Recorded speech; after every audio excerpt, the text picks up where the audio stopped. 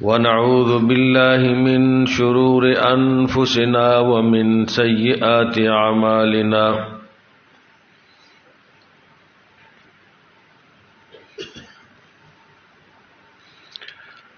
من يهد الله فلا مضل له ومن يضلله فلا هادي له ونشهد أن لا إله إلا الله وحده لا شريك له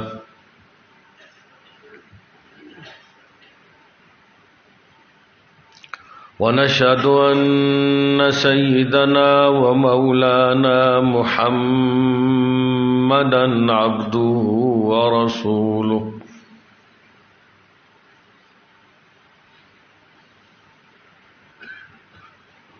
أما بعد فأعوذ بالله من الشيطان الرجيم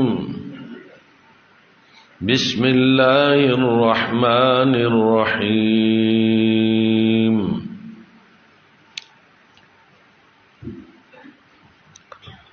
فمن كان يرجو لقاء ربه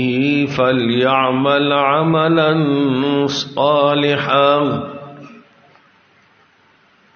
ولا يشرك بعبادة ربه أحدا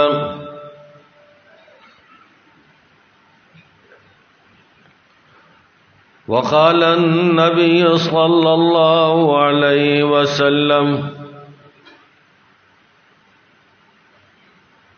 إن الله لا ينظر إلى صوركم وأعمالكم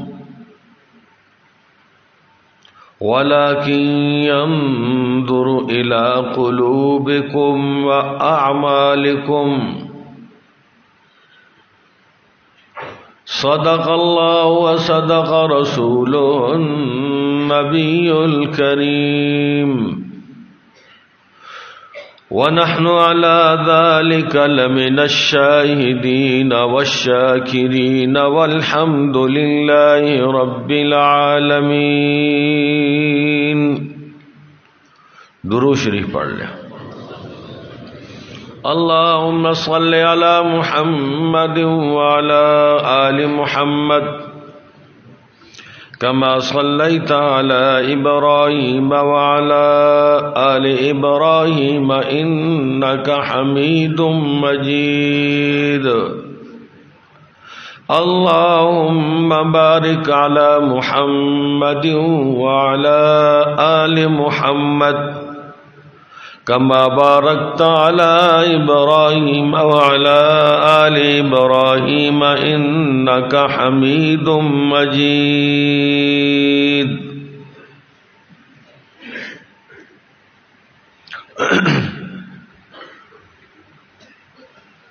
اللہ تعالیٰ نے انسان کو بہت ہی قابل قدر اور قابل تکریم بنایا ہے.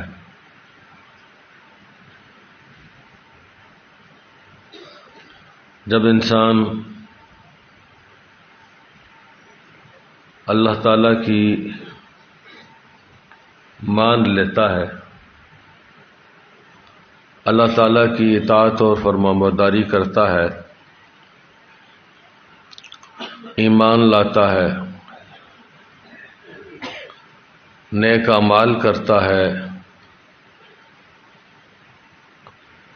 تو اللہ رب العالمین کے ہاں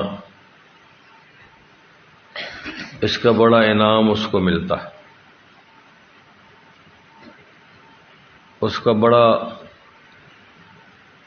مرتبہ ہوتا ہے، بڑا اس کو نوازا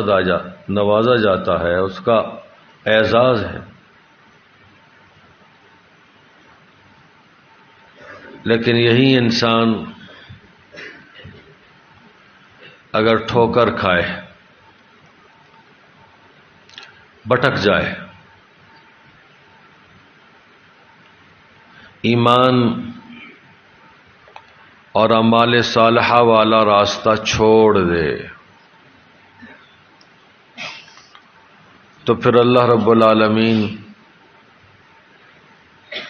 اس کو وہ جہنم کی نیچے تہ کے اندر گرا دیتے ہیں. ثم رددناہ اسفل سافلین، وہ نچلا طبقہ سب سے نیچے.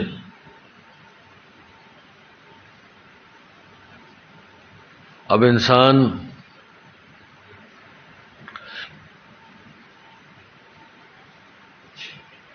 ایمان بھی اس کا صحیح ہو، عمل بھی اس کا صحیح ہو، اللہ تعالیٰ کے ہاں ایمان میں بھی کوئی کھوٹ نہ ہو، عمل میں بھی کوئی کھوٹ نہ ہو، تو پھر اللہ رب العالمین نے انہی کے لیے کہا ہے کہ کانت لہم جنات الفردوس نزلا خالدین فیہا لا یبغون عنہا حولا. پھر اللہ تعالیٰ کے ہاں بڑی مہمانی کی چیزیں ان کے لیے تیار کی ہوئی، اور ایسی مہمانی کی چیزیں ہیں کہ جس کے بارے میں لا یبغون عنہا حولا، وہ کبھی نہیں چاہیں گے کہ وہ ان سے چھن جائیں.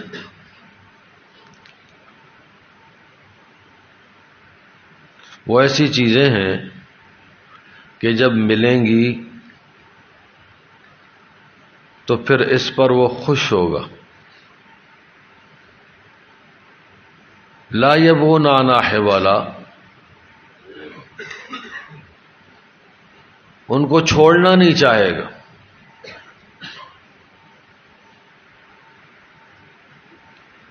اور یہی وجہ ہے کہ اہل جنت کو جب اللہ رب العالمین کی طرف سے اپنی رضا کا تمغہ ملے گا، بشارت ملے گی، اور جو موت ہے نا، موت کو بھی موت ہو جائے گی، موت کو بھی موت آ جائے گی. وہ ایک دمبے کی صورت میں اس کو لایا جائے گا موت کو، اور دمبے کی صورت میں لا کر کے اس کو بھی ذبح کر دیا جائے گا، ختم کر دیا جائے گا. تو وہ گویا کہ اہل جہنم کے لیے تو بہت بڑے صدمے کا، بہت بڑے غم کا، حسرت و افسوس کا مقام ہوگا، کیونکہ وہ پھر اہل جہنم کے اندر ہمیشہ رہیں گے، اور اہل جنت بہت زیادہ خوش ہوں گے. اس سے ان کو یہ اطمینان مل جائے گا کہ اب یہ نعمتیں ان سے چھنیں گی نہیں. اس لیے جب اللہ تعالیٰ کا دیدار ہوگا اور اللہ تعالیٰ انہیں بشارت دیں گے احل علیکم رضوانی ولا اسخط علیکم ابدا، میں نے اپنی رضا کی بشارت تمہیں ہمیشہ ہمیشہ کے لیے دی، ہمیشہ ہمیشہ کے لیے میں تم سے راضی ہو گیا اور اب کبھی ناراض نہیں ہوں. اس پر اہل جنت بڑے خوش ہوں گے، اور اس لیے خوش ہوں گے کہ وہ جو مہمانی کی چیزیں ہیں، جو انعامات ہیں، وہ ان کو پھر ہمیشہ ہمیشہ ملیں گے.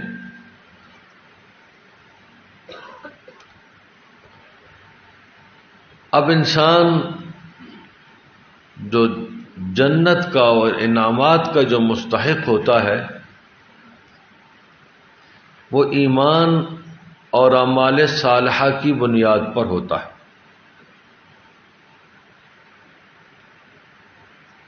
اس لیے اللہ رب العالمین نے آیت کریمہ میں ارشاد فرمایا فَمَنْ كَانَ يَرْجُو لِقَاءَ رَبِّهِ فَلْيَعْمَلْ عَمَلًا صَالِحًا، جو اللہ کو راضی کر کے اللہ سے ملنا چاہتا ہے نا، اللہ کا مقرب بننا چاہتا ہے، اللہ کا محبوب بننا چاہتا ہے، اللہ کے انعامات کا مورد بننا چاہتا، مستحق بننا چاہتا ہے، تو پھر اس کو چاہیے کہ عمل صالح کرے۔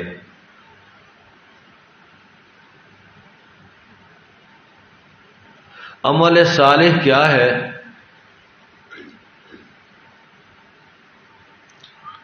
تو عمل صالح کے اندر دو چیزیں ضروری ہیں۔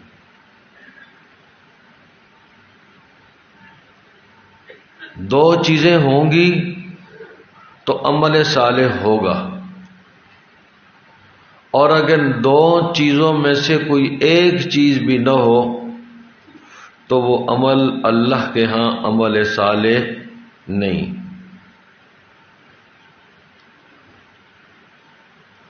ان دو چیزوں میں سے ایک چیز تو ہے کہ وہ عمل اللہ کے بتائے ہوئے طریقے کے مطابق ہو، رسول اللہ صلی اللہ علیہ وسلم کے طریقے کے مطابق ہو، سنت کے مطابق ہو، اپنی طرف سے کوئی عمل نہ کرے، اپنی طرف سے گھاڑ نہ لے،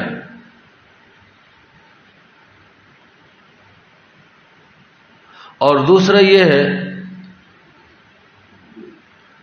کہ وہ عمل صرف اللہ کی رضا کے لیے کرے، وہ عمل لوجہ اللہ ہو، وَلَا يُشْرِكْ بِعِبَادَةِ رَبِّ أَحَدًا، پھر اللہ کی اس عبادت کے اندر، اس نیک عمل کے اندر کسی اور کو شریک نہ ٹھہرائے۔ تو یہ دو چیزیں ہوں گی، ایک چیز عمل بھی ٹھیک ہو، اللہ اس کے رسول صلی اللہ علیہ وسلم کے بتائے ہوئے طریقے کے مطابق ہو، اور دوسرا صرف وہ اللہ کو راضی کرنے کے لیے کیا جائے، اللہ کی خوشنودی کے لیے کیا جائے۔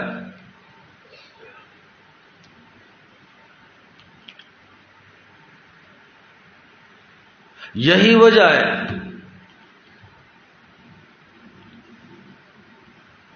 کہ اگر ایک آدمی عمل تو کرتا ہے اور عمل بھی بظاہر وہ اللہ اس کے رسول کی محبت میں کرتا ہے، اخلاص سے کرتا ہے، اللہ کی رضا کے لیے، اللہ کو راضی کرنے کے لیے، خوشنودی کے لیے کرتا ہے،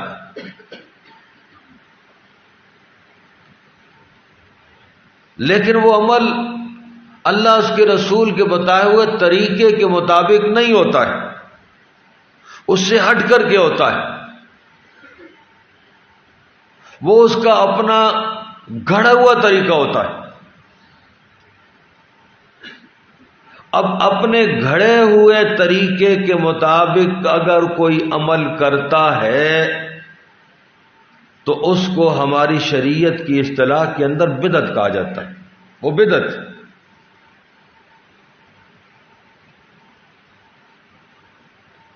اب بدعت کے اندر جو بدعت کرنے والے ہوتے ہیں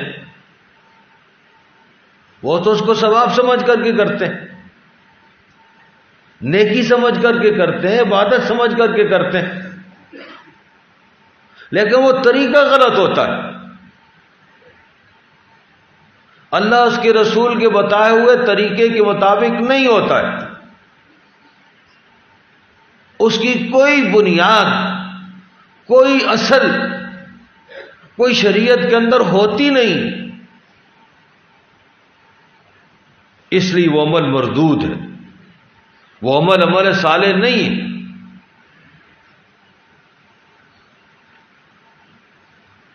آپ دیکھتے ہیں جب بہت سارے ہمارے مسلمان بھائی جب ربیع الاول کا مہینہ آتا ہے تو دیکھیں چراغاں ہوتا ہے. ربیع الاول کے مہینے کے اندر کتنا خرچہ کرتے ہیں.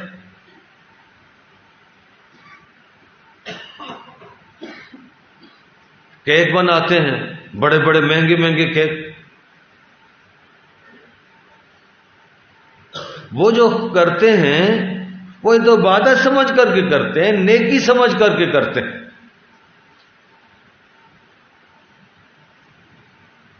لیکن اس کی کوئی اصل نہیں، کوئی بنیاد نہیں. جب اس کی کوئی بنیاد نہیں ہے تو یہ بدعت. من احدث فی امرنا ھذا ما لیس منہ فہو رد. رسول اللہ صلی اللہ علیہ وسلم نے ارشاد فرمایا کہ ہمارے دین کے اندر کوئی آدمی اپنی طرف سے کوئی ایسا طریقہ ایجاد کرتا ہے لیس منہ، جو دین کی کسی بنیاد میں نہیں، نہ قرآن میں، نہ سنت میں، نہ اجماع، نہ قیاس شرعی، کسی قسم کا کوئی ثبوت نہیں اس کا. فَهُوَ رَدٌّ، وہ مردود، وہ بدعت. اور شرک کے بعد جس گناہ کی سب سے زیادہ وعیدیں آئی ہیں، مذمت آئی ہے، وہ بدعت. تو اس طرح کا کوئی عمل بے بنیاد عمل ہو، یہ گمراہی. رسول اللہ صلی اللہ علیہ وسلم نے ارشاد فرمایا کل بدعۃ ضلالہ وکل ضلالۃ فی النار. یہ اس طرح کے جو عمل ہوتے ہیں وہ اس سے اللہ راضی نہیں ہوتا. وہ جنت میں لے جانے والے عمل نہیں ہوتے ہیں، وہ دوزخ میں لے جانے والے ہوتے ہیں.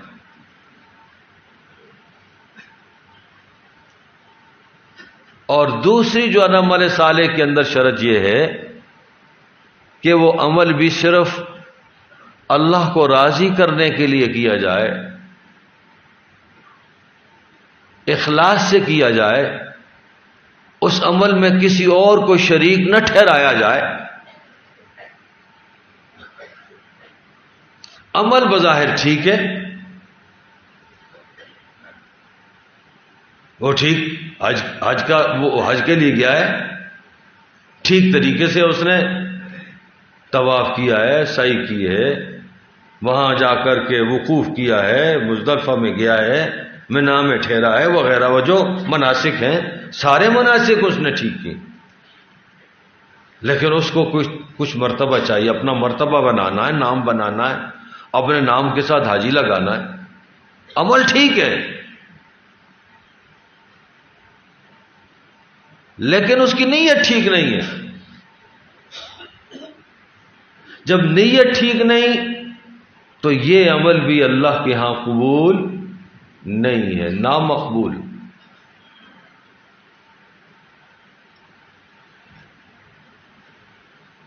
کوئی آدمی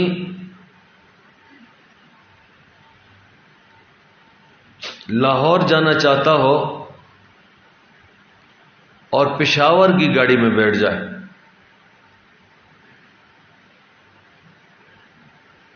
وہ اس کا پکا ارادہ ہے، نیت اس کی ٹھیک ہے، اخلاص ہے اس کے اندر، وہ پکے ارادے سے عزم لے کر کے چلا ہے، گھر سے نکلا ہے کہ میں نے جانا ہے لاہور.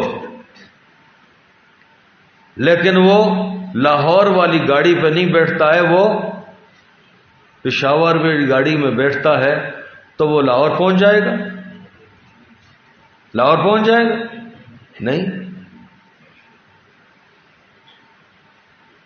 اور اگر بالفرض لاہور والی گاڑی میں بیٹھتا ہے، پکا ارادہ اس کا لاہور جانے کا، لیکن وہ خطا کھا جاتا ہے، ایک بڑا راستے کے اندر شہر آتا ہے، گجرا والا ہے اور بڑا جو ہے نا وہاں رش ہے، وہ سمجھتا یہی لاہور ہے، وہیں اتر جاتا ہے، وہ پہنچ جائے گا،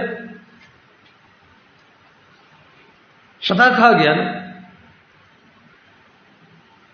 تو اللہ تعالیٰ جو فرما رہے ہیں کہ بھئی اللہ کو راضی کرنا چاہتے ہو، اللہ رب العالمین کو راضی کر کے اللہ سے ملنا چاہتے ہو، صحیح طریقے سے ملنا چاہتے ہو، اللہ کا مقرب بننا چاہتے ہو، اللہ سے کچھ لینا چاہتے ہو، تو پھر عمل صالح کرو۔ یعنی اللہ نے اپنے پیغمبر کے ذریعے سے جو عبادت کا طریقہ بتایا ہے، اپنی بندگی کا طریقہ بتایا ہے، اسی طریقے سے بندگی کرنی ہے۔ وہ نمونہ تمہارے پاس ایک ہی ہے، وہ نمونہ پیغمبر والا نمونہ ہے۔ اور پھر وہ عمل بھی تم نے کس کے لیے کرنا ہے؟ اللہ کو راضی کرنے کے لیے کرنا ہے، لوجہ اللہ، ابتغاء مرضات اللہ، اللہ کو راضی کرنے کے لیے عمل کرو گے تو پھر وہ عمل صالح ہوگا۔ اس لیے اللہ رب العالمین نے آگے فرما دیا وَلَا يُشْرِكْ بِعِبَادَةِ رَبِّهِ أَحَدًا۔ پھر اس کو چاہیے کہ اپنے رب کی اس عبادت میں کسی کو بھی شریک نہ کرے۔ مجمع میں بہت سارے ہمارے طالب علم بھائی حضرات علماء کرام تشریف فرما ہیں، وہ جانتے ہیں لا یشرک بعبادتی احدا، یہ احدا نکرہ ہے، اور نکرے کے پیچھے نفی لگی ہوئی، اور جب نکر نفی کے بعد آ جائے تو عموم کا فائدہ دیتا ہے۔ تو اللہ کے لیے عمل صالح، اللہ کی عبادت، اللہ کی بندگی وہ ہے کہ جس بندگی میں اللہ کے علاوہ کوئی اور مخلوق شریک نہ ہو، اور اگر کسی اور مخلوق کو اس نے شریک کر لیا بس وہ عمل ضائع ہو، وہ عمل صالح نہیں رہا، وہ عمل برباد ہے۔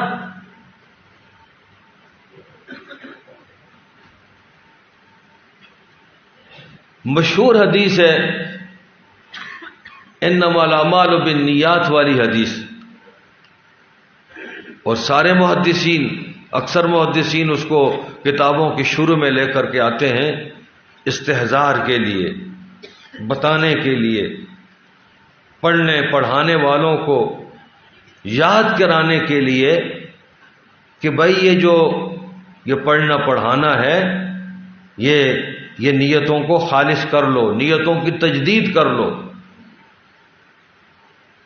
کیونکہ رسول اللہ صلی اللہ علیہ وسلم نے آگے مثال ارشاد فرمائی ہے ہجرت جیسے عظیم عمل کی، کہ اگر ہجرت جیسا عظیم عمل اپنے وطن کو، اپنی اولاد کو، اپنے گھر بار کو اللہ کے لیے چھوڑنا، یہ ہجرت کہلاتا ہے، اور یہ بہت بڑا عمل، یہ اللہ اس کے رسول کے لیے ہو، اللہ اس کے رسول کو راضی کرنے کے لیے ہو، تو پھر اللہ اس کے رسول کے لیے ہی ہوگا، یعنی اللہ تعالیٰ اس کا بدلہ آخرت کے اندر دیں گے۔ وَمَنْ كَانَتْ هِجْرَتُهُ إِلَى دُنْيَا أَوْ امْرَأَةٍ يَتَزَوَّجُهَا فَهِجْرَتُهُ إِلَى مَا هَاجَرَ إِلَيْهِ۔ لیکن ہجرت جیسا عظیم عمل بھی اگر دنیا حاصل کرنے کے لیے ہو، اپنے ذاتی اغراض کے لیے ہو، مفادات کے لیے ہو، کسی خاتون سے نکاح کرنے کے لیے ہو، تو پھر رسول اللہ صلی اللہ علیہ وسلم نے ارشاد فرمایا کہ پھر اللہ تعالیٰ کی یہاں سے ہجرت کا کوئی بدلہ نہیں ہوگا۔ حالانکہ ہجرت، الہجرت تہدم ما کان قبلہ، یعنی یہ سارے گناہوں کی معافی کا ذریعہ ہوتی. ایک موقع پر رسول اللہ صلی اللہ علیہ وسلم نے انصار کے بڑے فضائل بیان فرمائے. انصار مدینہ جنہوں نے رسول اللہ صلی اللہ علیہ وسلم کو ٹکانہ دیا، آپ صلی اللہ علیہ وسلم کی میزبانی کی، آپ صلی اللہ علیہ وسلم پر اپنی جانیں قربان کی، اپنا مال قربان کیا، اور اپنے مالوں کے اندر، اپنے گھروں کے اندر رسول اللہ صلی اللہ علیہ وسلم اور دیگر مہاجرین کو انہوں نے شریک کیا. بڑی ان کی قربانی تھی. رسول اللہ صلی اللہ علیہ وسلم نے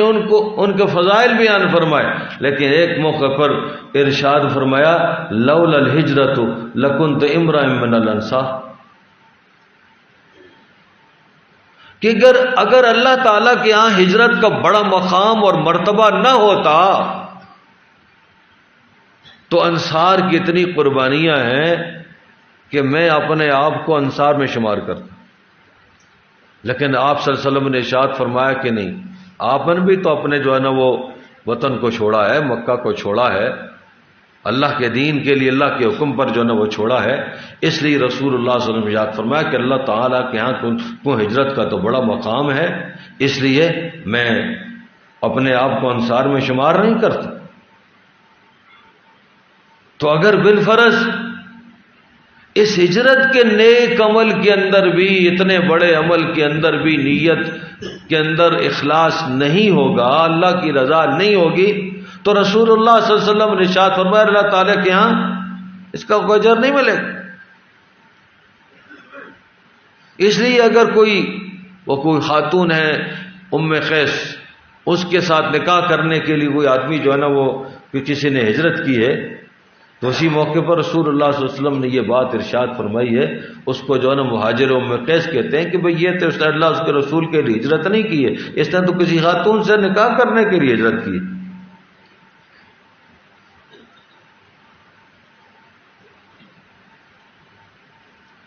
تو اخلاص، اس کا تعلق انسان کی زبان کے ساتھ نہیں ہے، ظاہر کے ساتھ نہیں ہے. اس اخلاص کا تعلق انسان کے باطن کے ساتھ، انسان کے دل کے ساتھ. اور یہ اخلاص اس کے ہیں مراتب ہیں. اس کی سطحیں مختلف ہیں.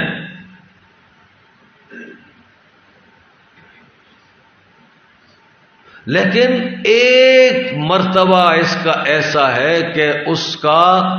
حاصل کرنا ہر مسلمان کے لیے فرض ہے،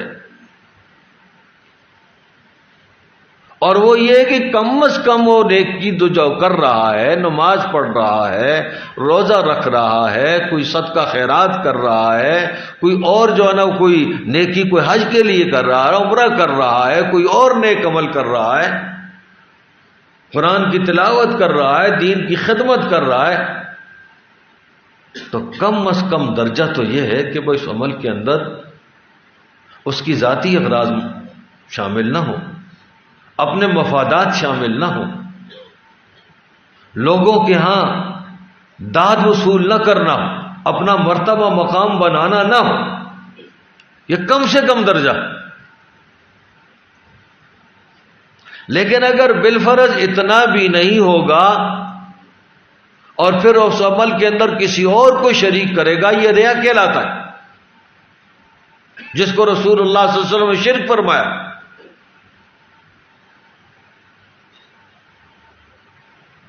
تو مراتب اس کے اخلاص کے ہیں مراتب. ادنا مرتبہ یہ ہے کہ وہ عمل اللہ کے لیے ہو. ہر انسان کا اپنا اپنا ظرف ہے، اپنی اپنی استعداد ہے، اس کے ایمان کا، اس کے یقین کا، اس کے معرفت اللہ کا، اللہ رب العالمین کے صفات کی معرفت کتنی ہے، اس کے مطابق اس کا لیول کیا ہے، اس کا جو سطح کتنی ہے اخلاص کی. اس وجہ سے قرآن کریم کے اندر آپ دیکھیں ایک مقام پر اللہ رب العالمین ارشاد فرماتے من جاء بالحسنۃ فلہ عشر امثالها ومن جاء بالسیئۃ فلا یجزى الا مثلها وهم لا یظلمون۔ اگر کوئی بدی کرتا ہے، کوئی گناہ کرتا ہے، تو اس گناہ کا جتنا بھی اس کا وبال بنتا ہے، جتنا اس کا عذاب بنتا ہے، جتنی اس کی سزا بنتی ہے، اللہ اتنی سزا دیں گے۔ وہ بھی اللہ چاہیں تو معاف بھی کر سکتے، ولا یظلمون، اللہ فرماتے ہیں کہ کوئی ظلم نہیں ہوگا ان پر۔ لیکن اگر ایک نیک عمل کرتا ہے، ایک نیک عمل کرتا ہے، اللہ تعالیٰ ارشاد فرماتے فلہ عشر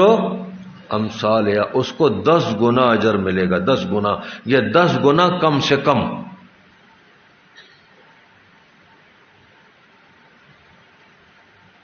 یہ نیک عمل کا سب سے ادنا درجہ، وہ نیک عمل عمل صالح جو اللہ کے لیے ہو، جس میں غیر اللہ کی آمیزش نہ ہو۔ اور اگر یہ نیک عمل ہو، اللہ کے لیے ہو، تو اللہ رب العالمین اسی پر انسان کی مغفرت فرما دیتے ہیں، بخشش فرما دیتے ہیں۔ اور اگر اسی کے اندر کسی کا جو ہے نا اخلاص کی سطح بلند ہے، زیادہ ہے، تو قرآن کریم کے اندر رسول اللہ صلی اللہ علیہ وسلم نے ارشاد فرمایا ہے مثل الذین ينفقون اموالهم فی سبیل اللہ کمثل حبۃ انبتت 7 سنابل فی کل سنبلۃ 100 حبۃ۔ یہ اللہ کے راستے میں خرچ کرنے والے، نیکی کرنے والے، نیک عمل کرنے والے، ان کی مثال اللہ رب العالمین نے ارشاد فرمائی ایسا ہے کہ جیسے کہ کوئی آدمی اپنی کھیتی کے اندر ایک دانہ ڈالے، ایک دانہ کاشت کرے، اور اس ایک دانے سے 7 خوشے نکلائیں، 7 چٹے، 7 بالیاں، اور 7 بالیوں میں سے ہر بالی کے اندر 100 دانے ہوں، ہر بالی میں 100 دانے ہوں، تو اس نے تو اپنی کھیتی کے اندر کتنا ایک دانہ ڈالا نا، اور اللہ رب العالمین نے اس کے ایک دانے سے اس کو کتنے دے دیے؟ 700 دانے دے دیے۔ لیکن اللہ فرماتے ہیں واللہ یضاعف لمن یشاء، یہ 700 پر بھی بند نہیں ہے، 700 بھی یہ آخری حد نہیں ہے۔ اللہ فرماتے ہیں واللہ یضاعف لمن یشاء، اللہ جس کو چاہتے ہیں اس سے بھی بڑھا کر کے دیتے ہیں۔ کیوں؟ واللہ واسع علیم، اللہ کے ہاں تو کوئی کمی تو ہے نہیں ہے، اللہ کا خزانہ تو بڑا وسیع خزانہ ہے۔ یہ تو دنیا والے ہیں، دنیا والوں کے بجٹ، وہ اپنے اپنے بجٹ کو دیکھتے ہیں، اپنے خزانوں کو دیکھتے ہیں، وہ تو محدود خزانہ ہوتا ہے ان کے پاس، لیکن اللہ رب العالمین کے ہاں جو ثواب کا خزانہ ہے، اللہ رب العالمین کے ہاں جو اجر کا خزانہ ہے، وہ لامحدود ہے، اس میں کوئی کمی بھی نہیں ہے۔ اس لیے اللہ سے فرماتے ہیں اللہ واسع، اللہ بڑی وسعت والا ہے، اللہ کے ہاں کوئی کمی۔ علیم، اللہ علیم بھی ہیں، اللہ ہر ایک کے اخلاص کو جانتے ہیں، اللہ ہر ایک کی نیکی کو جانتے ہیں، اللہ تعالی ہر ایک کے دلوں کے حال کو جانتے ہیں۔ جتنا کا اخلاص ہوگا اللہ رب العالمین اسی اخلاص کے بقدر اس کو نوازیں گے۔ تو اخلاص ہوتا ہے تو اللہ رب العالمین وہ معمولی سے عمل کو بھی بڑھاتے ہیں، معمولی سے عمل کو بھی۔ اس لیے ایک حدیث کے اندر رسول اللہ صلی اللہ علیہ وسلم نے ارشاد فرمایا کہ جس نے ایک کھجور کے برابر کوئی صدقہ کیا، کھجور، من تصدق بعدل تمرۃ من کسب طیب، حلال مال، حلال مال کون سا؟ کہ جو اللہ اس کے رسول کے بتائے ہوئے طریقے کے مطابق کمایا ہو، رشوت کا مال نہ ہو، سود کا مال نہ ہو، دوسروں کا دبایا ہوا مال نہ ہو، حرام طریقے سے کمایا ہوا مال نہ ہو تو ایک کھجور کے برابر بھی اگر کوئی صدقہ دیتا ہے تو اللہ، یہ تو سب کو معلوم ہے کہ اللہ تعالیٰ حلال کمائی سے صدقہ قبول کرتے ہیں، حرام کمائی سے اللہ صدقہ قبول نہیں کرتے۔ تو رسول اللہ صلی اللہ علیہ وسلم نے ارشاد فرمایا فَإِنَّ اللَّهَ يَتَقَبَّلُهَا بِيَمِينِهِ، اللہ رب العالمین اپنے دائیں ہاتھ کے ساتھ اس کو قبول کرتے ہیں، یعنی اللہ رب العالمین اپنی رضا کے ساتھ اس کو قبول کر لیتے ہیں، اور صرف قبول نہیں کرتے، ایک کھجور کے برابر صدقہ کرتا ہے، لیکن رسول اللہ صلی اللہ علیہ وسلم ارشاد فرماتے ہیں ثُمَّ يُرَبِّيهَا لِصَاحِبِهَا، ثم یربیہا لصاحب، اور ایک کھجور کے برابر صدقے کا ثواب اللہ بڑھاتے رہتے ہیں، بڑھاتے رہتے ہیں، بڑھاتے۔ رسول اللہ صلی اللہ علیہ وسلم نے ایسا ارشاد فرمایا کہ جیسے کہ تم میں سے کوئی آدمی کوئی گھوڑے کا جو ہے نا بچہ پالتا ہے، اب گھوڑے کا بچہ ہے بچھیرا ہے، وہ بچھیرا سواری کے قابل نہیں ہے، مال برداری کے قابل نہیں ہے، کام کاج کے قابل نہیں ہے، لیکن اس کو پالتا ہے، کھلاتا ہے، پلاتا ہے، یہاں تک کہ وہ بڑا ہو جاتا ہے، اور پھر اس کے کام کا ہوتا ہے، پھر اس سے فائدہ اٹھاتا ہے، مال برداری کا فائدہ، سواری کا فائدہ، کام کاج کا فائدہ اٹھاتا ہے۔ تو رسول اللہ صلی اللہ علیہ وسلم نے ارشاد فرمایا کہ اللہ رب العالمین اس اخلاص سے دیے ہوئے صدقے کو بڑھاتے رہتے ہیں، اتنا بڑھاتے ہیں حتیٰ تکون مثل الجبل، یہاں تک کہ وہ ایک کھجور کے برابر کیے ہوئے صدقہ کتنا بن جاتا ہے؟ ایک پہاڑ کے برابر بن جاتا ہے، پہاڑ کے برابر بن جاتا ہے۔ تو میرے بھائیوں، یہ عمل صالح ہے کہ عمل صالح طریقہ بھی ٹھیک ہو، اللہ شریعت کے بتائے ہوئے طریقے کے مطابق کریں، اور پھر دوسری شرط کیا ہے کہ اس میں اخلاص ہو۔ اب میرے بھائیوں، اگر اخلاص نہیں ہوگا، اپنا ذاتی مفاد، اغراض، اپنا مرتبہ بنانا، اپنا نام بنانا، لوگوں میں مشہور ہو جانا، اس کو رسول اللہ صلی اللہ علیہ وسلم نے شرک فرمایا ہے، اور یہ شرک اصغر ہے۔ اور رسول اللہ صلی اللہ علیہ وسلم نے ارشاد فرمایا کہ مجھے اپنی امت پر سب سے زیادہ خوف شرک اصغر کا ہے۔ صحابہ نے پوچھا یا رسول اللہ شرک اصغر کیا ہے؟ آپ صلی اللہ علیہ وسلم نے ارشاد فرمایا وہ ریا، وہ دکھلاوا، یہ دکھلاوے سے اول برباد ہو جاتا ہے، عمل بھی بظاہر ٹھیک ہے، شریعت کے مطابق ہے، اللہ کے رسول کے بتائے ہوئے طریقے کے مطابق، لیکن اس میں خرابی آ گئی، نفس کی آمیزش آ گئی، اس لیے وہ عمل برباد ہو۔ اس لیے کہ حدیث میں ابو سعید خدری رضی اللہ تعالیٰ فرماتے ہیں کہ ہم بیٹھے آپس میں ساتھی دجال کا تذکرہ کر رہے تھے کہ دجال، آپ سے ہم موقع بموقع دجال کا فتنہ ہونا بتایا کرتے تھے کہ بڑا فتنہ آئے، سب کا فرما رہے تھے، تو صحابہ آپس میں تذکرہ کر رہے تھے، تو رسول اللہ صلی اللہ علیہ وسلم تشریف لے آئے، پوچھا کس بات کا تذکرہ کر رہے تھے؟ یا رسول دجال کا تذکرہ کر رہے تھے۔ آپ نے ارشاد فرمایا مجھے تم پر اس دجال کے فتنے سے بھی زیادہ جو خوف ہے وہ ریا کا ہے، دکھلاوے کا ہے، شرک اصغر کا ہے۔ اس لیے اللہ رب العالمین نے اس آیت کے اندر فرمایا ہے کہ وَلَا يُشْرِكْ بِعِبَادَتِي أَحَدًا، اللہ تعالیٰ کی عبادت میں پھر کسی کو شریک نہ ٹھہراؤ۔ اور وہ جو حدیث میں نے آپ کے سامنے پڑھی ہے، اللہ رب العالمین تمہاری صورتوں کو نہیں دیکھتے، تمہارے مالوں کو نہیں دیکھتے، کون سا مال خرچ کر دیں، وَلَٰكِن يَنظُرُ إِلَىٰ قُلُوبِكُمْ وَأَعْمَالِكُمْ، اللہ تمہارے دلوں کو دیکھتے ہیں، تمہارے اعمال کو دیکھتے ہیں، دلوں کو دیکھتے ہیں کہ تمہارے دلوں کی کیفیت کیا ہے، دلوں کی حالت کیا ہے، وَلَٰكِنْ أَعْمَالِكُمْ تمہارے عمل کو دیکھتے ہیں کہ تمہارا عمل ٹھیک بھی ہے کہ نہیں، وہ اللہ اس کے رسول کے بتائے ہوئے طریقے کے مطابق بھی ہے یا نہیں ہے۔ تو میرے بھائیوں، یہ ہے کہ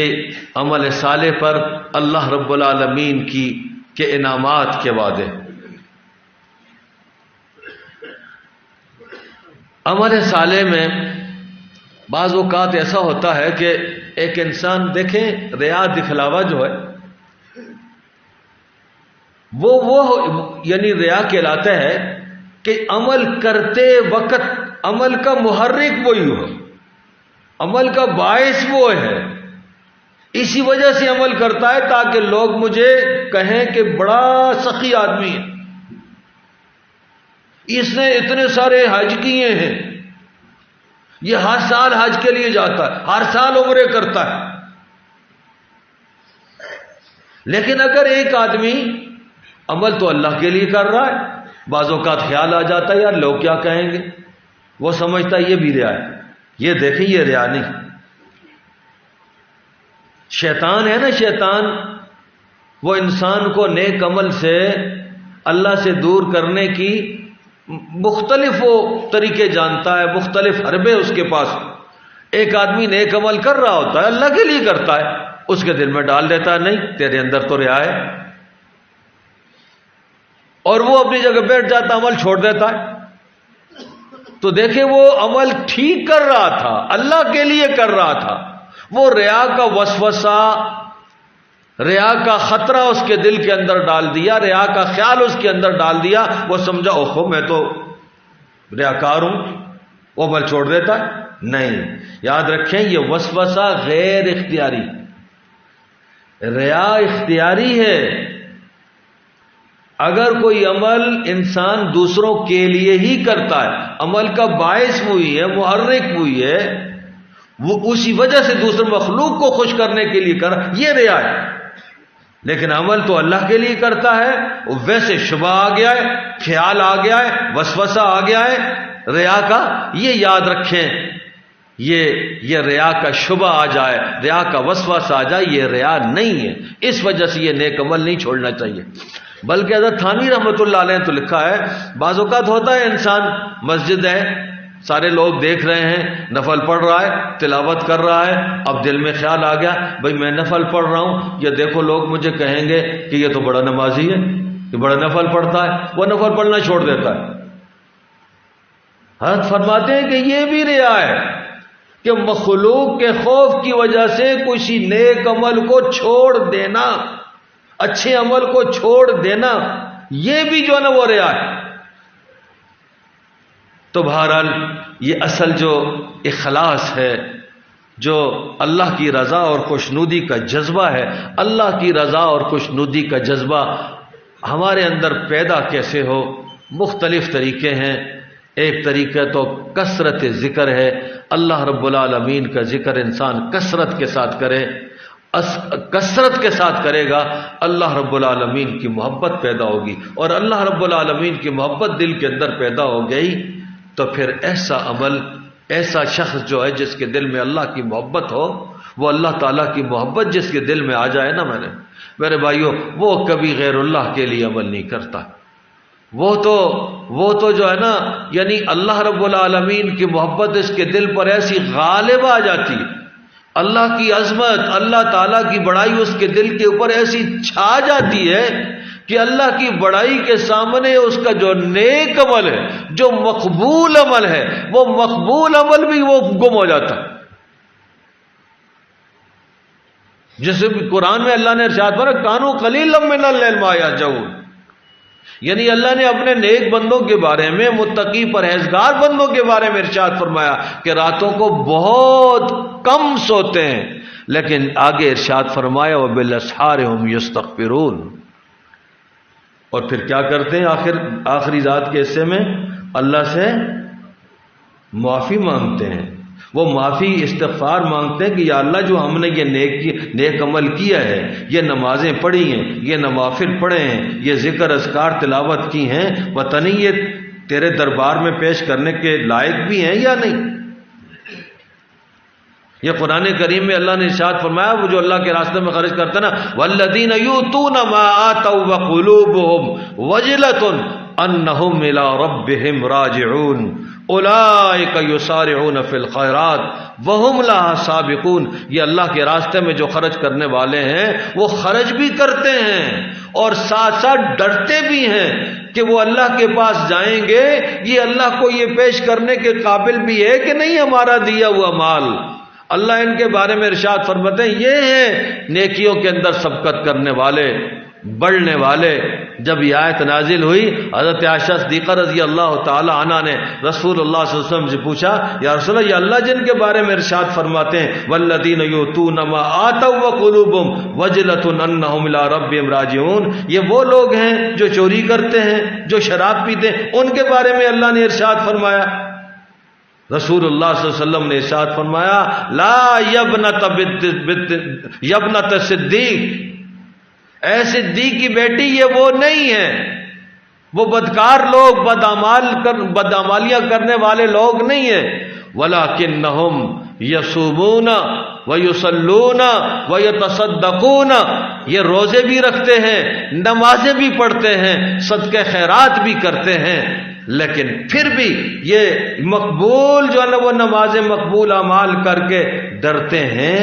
کہ وہ اللہ کے دربار میں پتہ نہیں یہ پیش کرنے کے قابل ہیں یا نہیں ہیں. اولئک یسارعون فی الخیرات، یہ ہیں نیکیوں کے اندر سبقت کرنے والے. تو جب اللہ تعالیٰ کی محبت دل کے اندر آ جاتی ہے تو پھر انسان کا جو نیک عمل ہے اللہ کی محبت کے سامنے وہ گم ہو جاتا، وہ اس کو نظر نہیں آتا. تو اس لیے میرے بھائی اصل تو اس کا ایک ہی طریقہ ہے کہ یہ جو نیک لوگ ہیں، اولیاء اللہ ہیں، اللہ والے ہیں، اللہ والوں کی صحبت انسان اختیار کر لے، اخلاص والوں کی صحبت اختیار کر لے تو ان کی صحبت کی برکت سے، ان کا ساتھ، ان کا ساتھی ہونے کی برکت سے اللہ رب العالمین اخلاص عطا فرما دیتے ہیں. یا ایھا الذین آمنوا اتقوا اللہ وکونوا مع الصادقین، ایمان والو تقوی کو اختیار کرو، اور تقوی کو اختیار کرنے کا سب سے سہل، سب سے آسان طریقہ یہ ہے کہ سچوں کے ساتھی بن جاؤ، سچوں کے ساتھ ہو جاؤ. تو میرے بھائیو اللہ رب العالمین کے قرب کا صحیح یا وہ جو سہل ترین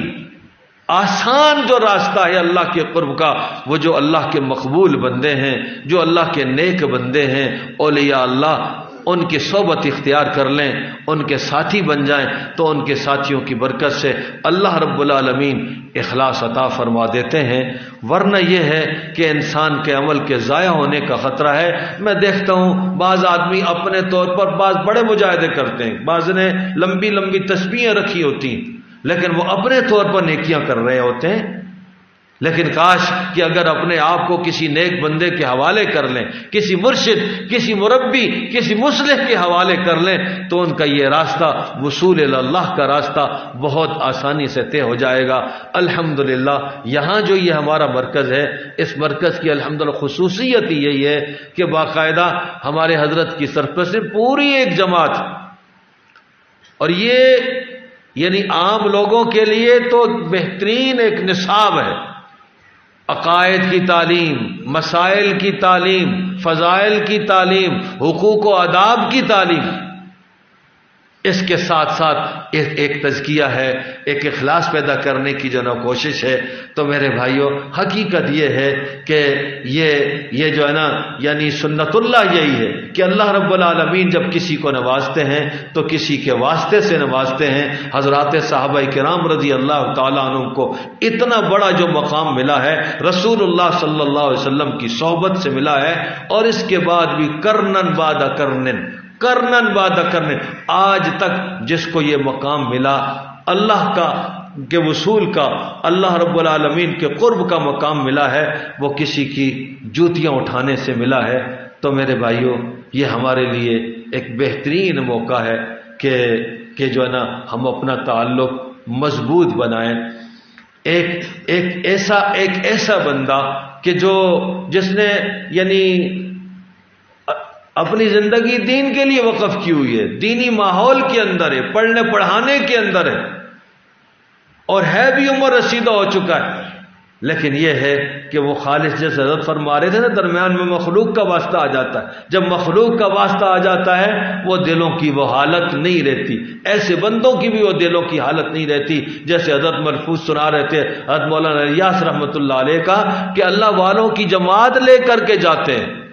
یعنی تبلیغی جماعت میں جو نکلتے ہیں اللہ والے ہوتے ہیں، ان کی جماعت اللہ والوں کی جماعت لے کر کے نکلے ہیں، اللہ کے راستے میں نکلے ہیں،